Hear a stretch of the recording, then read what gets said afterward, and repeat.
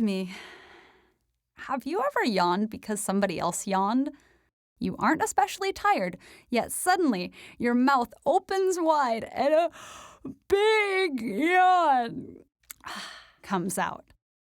This phenomenon is known as contagious yawning, and while scientists still don't fully understand why it happens, there are many hypotheses currently being researched. Let's take a look at a few of the most prevalent ones, beginning with 2 physiological hypotheses before moving to a psychological one. Our first physiological hypothesis states that contagious yawning is triggered by a specific stimulus, an initial yawn. This is called fixed action pattern. Think of fixed action pattern like a reflex. Your yawn makes me yawn. Similar to a domino effect, one person's yawn triggers a yawn in a person nearby that has observed the act. Once this reflex is triggered, it must run its course. Have you ever tried to stop a yawn once it has begun? Basically impossible. Another physiological hypothesis is known as non-conscious mimicry, or the chameleon effect. This occurs when you imitate someone's behavior without knowing it, a subtle and unintentional copycat maneuver. People tend to mimic each other's postures. If you are seated across from someone that has their legs crossed, you might cross your own legs. This hypothesis suggests that we yawn when we see someone else yawn because we're unconsciously copying his or her behavior. Scientists believe that this chameleon effect is possible because of a special set of neurons known as mirror neurons. Mirror neurons are a type of brain cell that responds equally when we perform an action as when we see someone else perform the same action. These neurons are important for learning and self-awareness.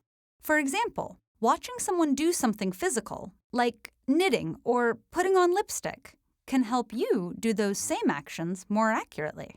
Neuroimaging studies using fMRI, functional magnetic resonance imaging, shows that when we see someone yawn or even hear their yawn, a specific area of the brain housing these mirror neurons tends to light up, which in turn causes us to respond with the same action: a yawn. Our psychological hypothesis also involves the work of these mirror neurons. We will call it the empathy yawn. Empathy is the ability to understand what someone else is feeling and partake in their emotion, a crucial ability for social animals like us.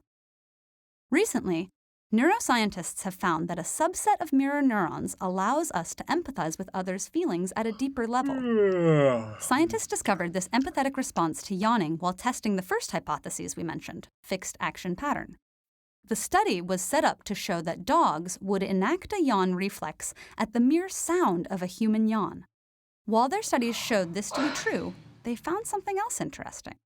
Dogs yawned more frequently at familiar yawns, such as from their owners, than at unfamiliar yawns from strangers. Following this research, other studies on humans and primates have also shown that contagious yawning occurs more frequently among friends than strangers. In fact, contagious yawning starts occurring when we are about 4 or 5 years old, at the point when children develop the ability to identify others' emotions properly. Still, while newer scientific studies aim to prove that contagious yawning is based on this capacity for empathy, more research is needed to shed light on what exactly is going on. It's possible that the answer lies in another hypothesis altogether. The next time you get caught in a yawn, take a second to think about what just happened. Were you thinking about a yawn? Did someone near you yawn?